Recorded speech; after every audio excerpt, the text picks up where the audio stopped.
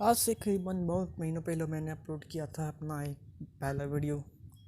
और उसके बाद से लगभग मैं गायब हो गया था क्योंकि मुझे वन ब्लॉक खेलना बिल्कुल पसंद नहीं था। आप देख सकते हैं मेरा पहला वीडियो वन ब्लॉक पे था।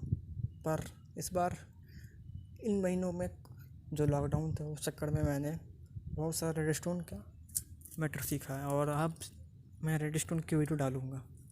बहुत से लोग को रेडस्टोन बेडरॉक में लगता है हार्ड है, बट मैं आपको सिखाऊंगा कि आप रेडस्टोन बेडरॉक में कैसे इजीली कर सकते हैं और विदाउट एनी हेजिटेशन। तो आपके सामने जो दिख रहा है वो है एक रेडस्टोन का और इससे निकलता है रेडस्टोन डस्ट, जो कि आने वाले एवरीडे में आपका काम देगा। और भाई मुझे नहीं लगता कि मुझे किसी भी को भी रेडस्टोन डस्ट के बारे में बताने की ज़रूरत है। अगर भाई है ज़रूरत तो बता दो, फिर तुम यूट्यूब सर्च मारो ना रेडस्टोन डस्ट, क्योंकि जावा और बेडरॉक के रेडस्टोन बिल्कुल सेम है। कुछ कुछ मैकेनिक्स अलग है लेकिन बहुत सारा कुछ सेम है। आप बहुत सारा सर्किट यूज़ कर सकते हैं जावा में, तो इसके लिए कुछ ज़रूरी नहीं है कि आप कोई भी सर्किट जो है वो काम ही नहीं करेगा। कोई भी जावा का काम करता है, बट जो कुछ कुछ सर्किट्स होते हैं, जो बड़े बड़े सर्किट्स होते हैं वो काम नहीं करते हैं। उसके रीजन्स बहुत सारे हैं, तो इसके बारे में हम बात करेंगे। तो अभी हम कुछ कंपोनेंट्स देख लेते हैं जो कि रेडस्टोन में काम आते हैं। रेडस्टोन करते वक्त इन सभी चीज़ों का उपयोग होता है। यह है रिपीटर। तो इसके बारे में मुझे बताने की ज़रूरत है नहीं, क्योंकि बहुत से लोगों को ये चीज़ बहुत पता होगा कि रिपीटर किस लिए यूज होता है। रिपीटर का जनरली यूज होता है जो रेडस्टोन डस्ट होता है उससे जो करंट पास होता है तो उसको एक्सटेंड करने के लिए यूज होता है जनरली। और उसके टाइमिंग डिले को, टिक डिले जो होता है उसको बढ़ाने में काम देता है। इसमें 4 मोड होते हैं। आपको अगर रेडस्टोन के बारे में पता हो, रिपीटर के बारे में पता हो, तो उसमें 4 टाइप के मोड होते हैं। तो ये कुछ गलत तरीका लगाने का और ये सही तरीका लगाने का है, तो आप याद रखिएगा सही तरीका लगाने का। और बहुत से लोगों को पता भी होगा, बहुत से लोगों को नहीं पता, लेकिन जिसको नहीं पता उसके बारे में बता देते हैं। और ये 4 टिक होता है रेडस्टोन रिपीटर में। पहला टिक ये टिक के बारे में बताऊंगा आगे, क्योंकि इसका बहुत ज़्यादा यूज होता है किसी भी फार्म को बनाने में। और किसी भी लाइटनिंग वाइटनिंग जो होता है नहीं है आर्टिफिशियल, किसी भी अगर कोई घर बना रहे हैं आप तो लाइटिंग वाइटिंग करने में बहुत ज़्यादा यूज होता है। क्योंकि जो लाइटनिंग की जो स्पीड जो होती है लाइटिंग आने की, तो वो उस पर निर्भर करता है कि आपका टिक डिले कितना है। और ये कंपैरेटर है, और कंपैरेटर का ज़्यादा मैं के बारे में कुछ बोलूँगा नहीं, क्योंकि एक वीडियो में इसे कवर करना मुमकिन वाली बात है। जो भाई इसको कवर कर लेगा उसको हम रिवॉर्ड दे देंगे। 5 मिनट की वीडियो इस वाली वीडियो में तो नामुमकिन है, क्योंकि एक उसके लिए 5 से 10 मिनट की एक वीडियो चाहिए, सेपरेट वीडियो। तो ये है क्रेडिट टॉर्च, और ये किसी भी जो रेडस्टोन से पावर हो सकता है ऑब्जेक्ट, उसको पावर करने के लिए काम आता है।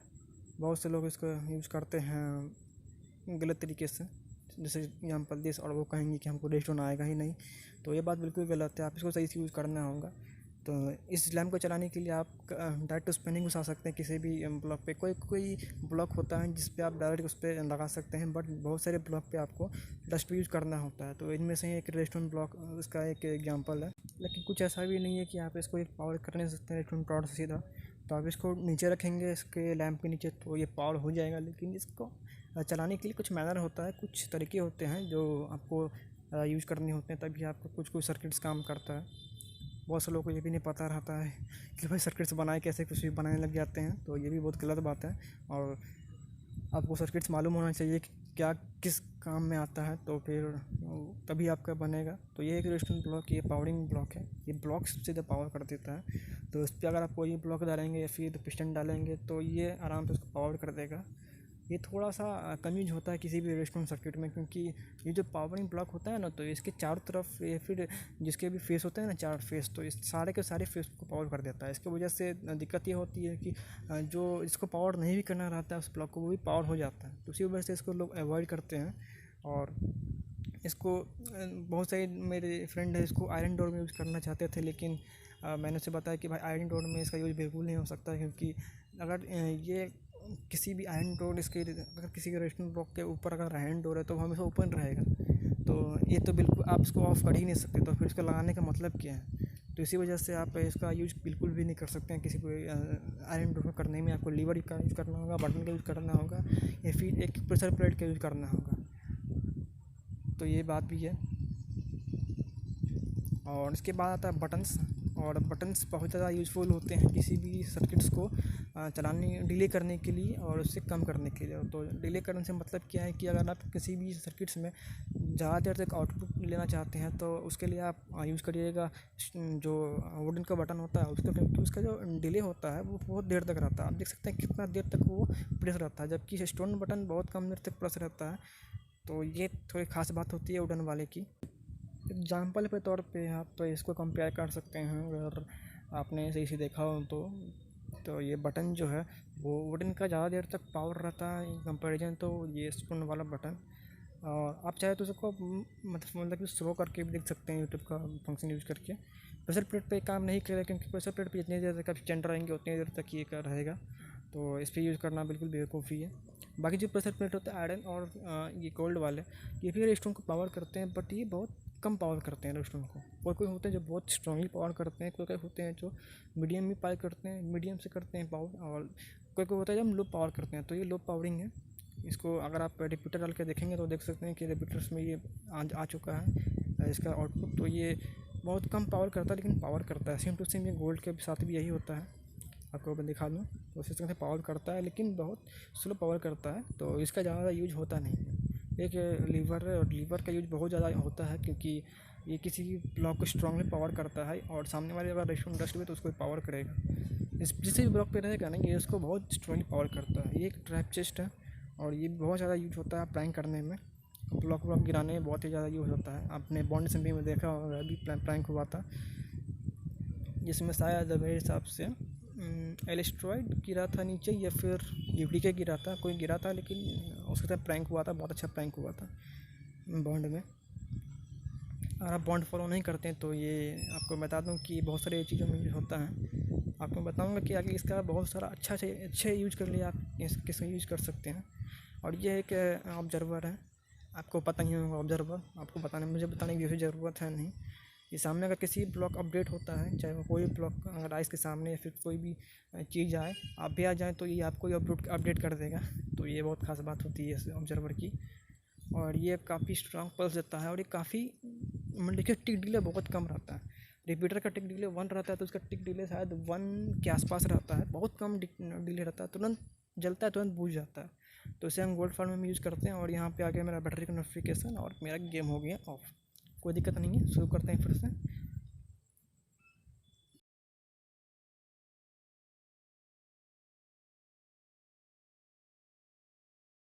ओके, तो मैं बात कर रहा था इस ऑब्जर्वर के बारे में। आप देख सकते हैं कि आप इसका जो डिले होता है उसको थोड़ा स्लो कर सकते हैं with the help of repeater के बहुत सारे यूज हैं, मैं आपको बताऊंगा। तो इसके आपके ऑब्जर्वर के जो बहुत यूज होता है वो ज़्यादातर लोग यूज करते हैं गोल्ड फार्म में, बट इसका यूज हो सकता है आपको आइटम सॉर्टर में। जो आइटम होता है सो सॉर्ट करना होता है उसको करने में, मेलन पम्पकिन फार्म में हो सकता है, और शुगर कैन फार्म में हो सकता है। बहुत सारे फार्म में आपको इसका यूज़ हो सकता है। एक फ्लाइंग मशीन जो होता है जावा में, उसको बनाने में उसको बहुत ज़्यादा यूज़ होता है, आपको पता होना हो तो। और ये है एक ड्रॉपर, एक डिस्पेंसर। उसके बारे में मुझे बताने की ज़रूरत है नहीं, क्योंकि आपको पता डिस्पेंसर किसी भी चीज़ को डिस्पेंस करता है। अरे अभी तो वैसे बहुत कम को करता है, लेकिन आने वाले अपडेट में हो सकता है ज़्यादा को भी करे। तो ये ड्रॉपर ड्रॉप करता है। आगे बढ़ते हैं, हम बात करते हैं अपने जो डे लाइट सेंसर होता है उसके बारे में। ये होता है माइनक्राफ्ट का सोलर पैनल, और ये दिन में काम करता है, दिन में आउटपुट देगा आपको। ये भी एक पावरिंग ऑब्जेक्ट है, किसी को भी पावर कर सकता है।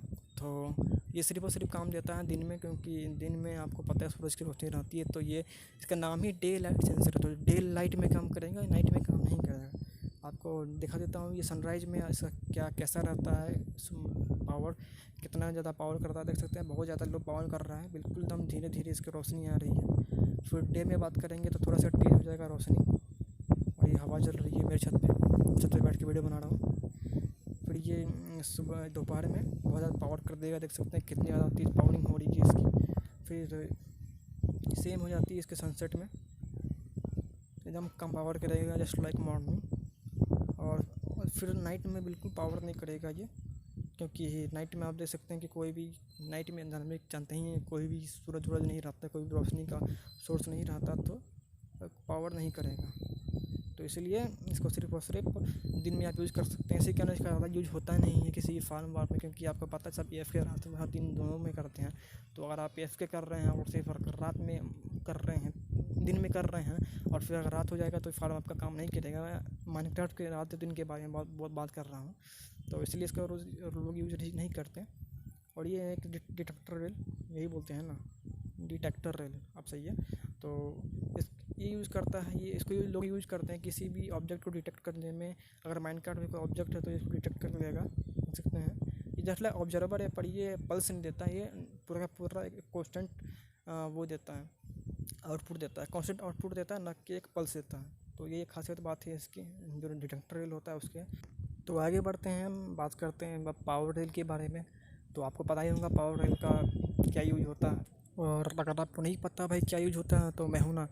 तो इसका यूज बिल्कुल सिंपल है कि इसका यूज लोग करते हैं किसी भी आइटम ट्रांसपोर्टेशन के लिए। अगर आप स्लाइम फार्म बना रहे हैं तो इसमें आप जरूर यूज़ किए होंगे, अगर नहीं बना रहे हैं तो बनाइए। स्लाइम बहुत ज़्यादा ज़रूरत होता है किसी भी रेस्टोरेंट करने में। तो उसका जो आइटम क्लॉक सिस्टम होता है, जो अगर आपके बनाया होगा तो मैग्ना ब्लॉक की जो नीचे आइटम क्लॉक सिस्टम होता है उसमें लोग यूज़ करते हैं ज़्यादातर, या फिर बैलेंस पंपिंग हार्ड में इसका यूज़ करते हैं ताकि जो मेलन्स जो गिर रहे हैं तो उसको कलेक्ट करने में। तो बेसिकली उसका वही यूज होता है।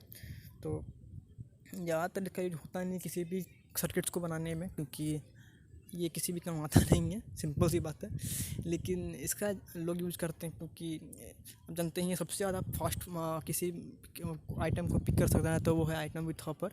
माइनक्राफ्ट विथ हॉपर जो है 20 आइटम पर सेकेंड, और इसको पावर कर सकते हैं किसी भी रेस्टोरेंट ब्लॉक से, लीवर से, रेस्टोरेंट टॉर्च से, बटन से। सारा बटन से कर सकते हैं क्या, तो ट्राई नहीं किया, क्योंकि कौन करेगा 1 सेकंड के लिए, फिर 2 सेकंड के लिए पावर। तो ये है। और फिर बात करते हैं हम लोग एक्टिवेटर के बारे में। तो इसके बारे में बहुत से लोगों को पता नहीं होगा, तो मैं बता दूं कि सिर्फ एक्टिवेटर किसी भी चीज़ को एक्टिवेट कर सकता है। अगर आप इसे माइनकार्ट दे देंगे तो ये इसको आपको कोई बैठने ही नहीं देगा उसमें। अगर आप माइनकार्ट से जा रहे हैं तो अगर आप कोई सामने अगर एक्टिवेटर रेल है तो आपको जस्ट वहीं पे उतार देगा वो एक्टिवेटर रेल है, क्योंकि ये किसी भी ब्लॉक को एक्टिवेट कर देता है। इसका यूज मैं बताऊंगा आपको आगे, कि आगे मैंने कुछ डेमोन्स्ट्रेशन दिए हैं थोड़ा फास्ट फॉरवर्ड करके, तो आप इसको देख लीजिए एक बार। और इसका जो थोड़ा सा ब्रीफ है वो अगली वीडियो में बताऊंगा। अगली वीडियो में कुछ फार्म भी कवर करूंगा मैं, जो कि रेस्टोरेंट पे बेस्ड होती है। तो देख सकते हैं कि कैसे पावर कर रहा होगा। अगर आप बैठना चाहेंगे तो ये आपको तुरंत उतार देगा। और ये TNT को पावर भी कर सकता है, देख सकते हैं। गलती से मैंने TNT यहाँ रख दिया, तो कोई दिक्कत नहीं है, TNT मैंने रख दिया था। तो मेस मेरा कंप्लीट हो चुका है पूरा, जो भी खराब चीज़ था उसको मैंने ठीक कर दिया। तो ये देख सकते हैं पिस्टन है, पिस्टन को आप ऑल कर सकते हैं। ये भी एक बहुत ज़्यादा यूनिक रेस्टोरेंट चीज़ है जो आपको बहुत सारे बिल्ड बनाने में काम आता है। अगर आप डोर बना रहे हैं तो इसका मस्ट यूज होता है, और ये बहुत ज़्यादा यूज होता है डोर्स बनाने में, एलिवेटर बनाने में, आइटम फिल्टर बनाने में, आइटम क्या बोलते हैं उसको भाई, हम भूल जाते हैं खुद आइटम ट्रांसपोर्टेशन में यूज होता है इसका, आइटम ट्रांसपोर्टेशन यूज होता है। अगर आप बल्कि आइटम ले जा रहे हैं कहीं से कहीं तो इसमें बहुत सारा यूज होता है इसका। खासकर इसका अगर गोल्ड फार्म में आप यूज़ करना चाहते हैं तो बहुत ईजिली इसका यूज़ हो जाएगा, क्योंकि बहुत सारे लोग करते हैं क्या कि ऊपर लगा देंगे, नीचे चेस्ट लगा देंगे, बात खत्म है। बट उनको अगर अपने मेन स्टोरेज सिस्टम में लेकर जाना हो, जो उनका मेन स्टोरेज सिस्टम है, तो अगर आप आइस स्ट्रीम है और वाटर स्ट्रीम है उसमें अगर आप इसका यूज़ करेंगे तो बहुत ज़्यादा अच्छा से यूज हो सकता है। क्योंकि मैंने बहुत से लोगों को यूज़ करते हुए देखा है इस चीज़ को, जो लीवर से पिस्टन से उस आइटम को वाटर स्ट्रीम में फेंकते हैं और अपने जो मेन स्टोरेज सिस्टम होता है उसमें वो रख देते हैं। लेकिन उससे पहले आपको फ़िल्टर करना होगा, गोल्ड निकालना होगा, फ़िल्टर करके तब आपको अपने मेन स्टोरेज सिस्टम में उसको ले जाना होगा। तो ये है। और ये है कुछ चालू करने के रेस्टोरेंट लैम्प को तरीके, लेवर से, टॉर्च से नीचे रखना होगा, लेकिन आपको मैंने पहले बताया था। और रेस्टोरेंट डस्ट से मतलब डस्ट के हेल्प से रेस्टोरेंट टॉर्च से आप कर सकते हैं कुछ है साइन। अब लैंप से आप क्या यूज़ कर सकते हैं बताइए आप ही, लैंप से कुछ यूज़ है नहीं। और ये मैंने पूरा कवर कर दिया है, कुछ मिस हो गए हैं, तो उतना ज़्यादा उसका यूज होता भी नहीं है किसी भी सर्किट्स को बनाने में। तो आप उसको ज़्यादा यूज करेंगे तो मैं आपको बता दूंगा उसका यूज़ किया है, लेकिन फ़िलहाल तो कोई यूज होता नहीं है।